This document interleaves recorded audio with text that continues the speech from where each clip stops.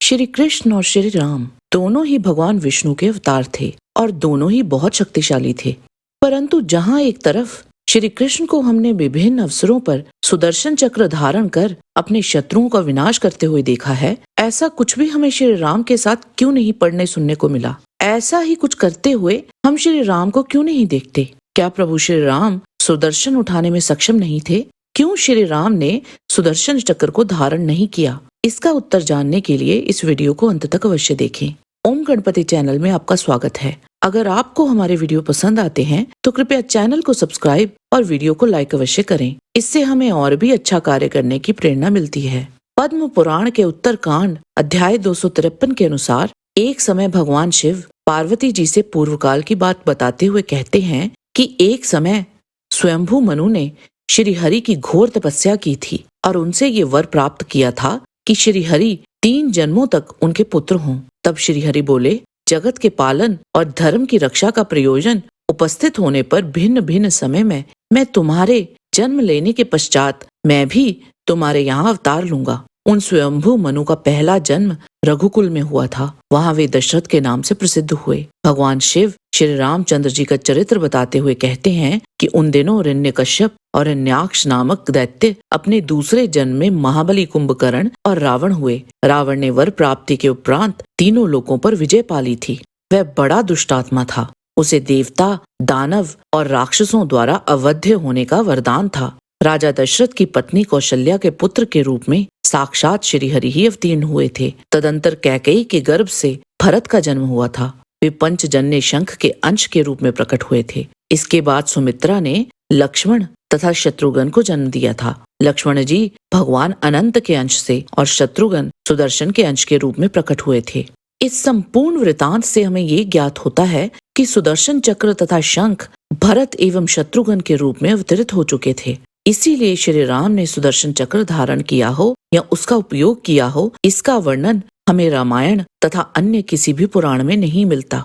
हालांकि वाल्मीकि रामायण के अध्ययन करने से हमें ये ज्ञात होता है कि महर्षि विश्वामित्र जी से प्रभु श्री राम को हर प्रकार के अस्त्र शस्त्र प्राप्त हुए थे, जिनका विस्तार पूर्वक वर्णन हमें वाल्मीकि रामायण के बाल कांड सर्ग 27 में मिलता है। श्री राम को विश्वामित्र जी से अन्य आयुधों के साथ चक्र भी प्राप्त हुए थे, जैसे कि दंड चक्र, धर्म चक्र, काल चक्र, विष्णु चक्र तथा इंद्र चक्र। इनमें कहीं भी सुदर्शन चक्र का वर्णन नहीं है, क्योंकि सुदर्शन चक्र पहले शत्रुघ्न के रूप में जन्म ले चुके थे। कई लोग विष्णु चक्र को ही सुदर्शन चक्र मानते हैं। इन दोनों में अंतर है। भगवान शिव का त्रिशूल और श्री हरि के सुदर्शन चक्र के समान अन्य कोई अस्त्र शस्त्र पूरे ब्रह्मांड में नहीं है। श्री कृष्ण ने अपना पर ब्रह्म रूप, विश्व रूप तथा चतुर्भुज रूप महाभारत में कई अवसरों पर दर्शाया था, जिससे ये पुष्टि होती है कि वह साधारण मनुष्य रूप में पृथ्वी पर अवतीर्ण नहीं हुए थे। महाभारत के भीष्म पर्व के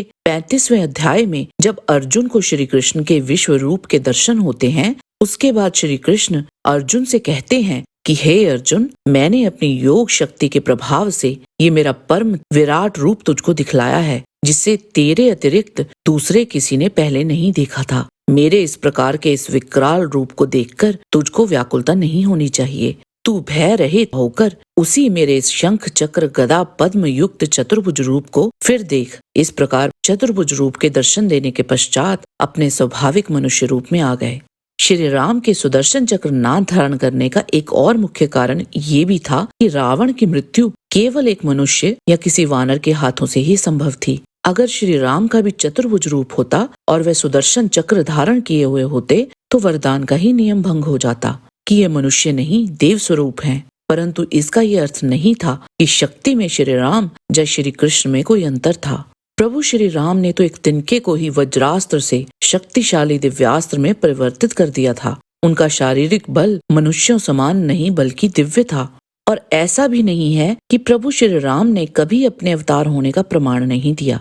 महाभारत के वन पर्व अध्याय 99 के अनुसार जब एक समय परशुराम जी अयोध्या आए तो उन्होंने श्री राम के बल की परीक्षा लेने के लिए उनसे कहा कि ये मेरा धनुष है, जिससे मैंने क्षत्रियों का संहार किया है। अगर तुम में इतनी ही शक्ति बल है तो इस पर प्रत्यंचा चढ़ाकर दिखाओ। ये सुन श्री राम अचंभित हुए और परशुराम जी से बोले, आपको ऐसे मुझ पर आक्षेप नहीं करना चाहिए। इक्ष्वाकु वंशीय क्षत्रिय अपने बाहुबल की प्रशंसा नहीं करते। श्री राम ने तुरंत ही उस धनुष पर प्रत्यंचा चढ़ा दी। उस समय श्री राम क्रोधित हो उठे और परशुराम जी से बोले, तुम तो बड़े घमंडी हो।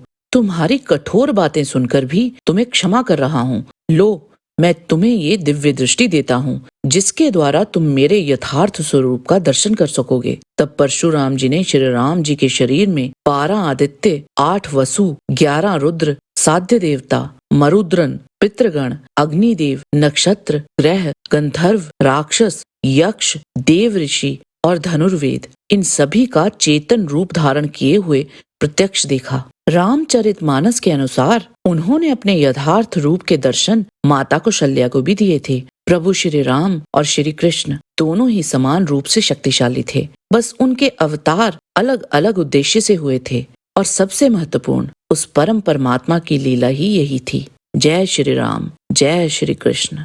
आज के वीडियो में बस इतना ही। आशा करते हैं कि आपको हमारा ये वीडियो पसंद आया होगा। कृपया इसे लाइक और शेयर अवश्य करें। किसी भी प्रकार की त्रुटि के लिए आप सबसे क्षमा याचना करते हुए आपसे निवेदन है कि प्रेम पूर्वक परमपिता परमात्मा को मन में धारण करें और बोलें, वैदिक सनातन धर्म की सदा ही जय।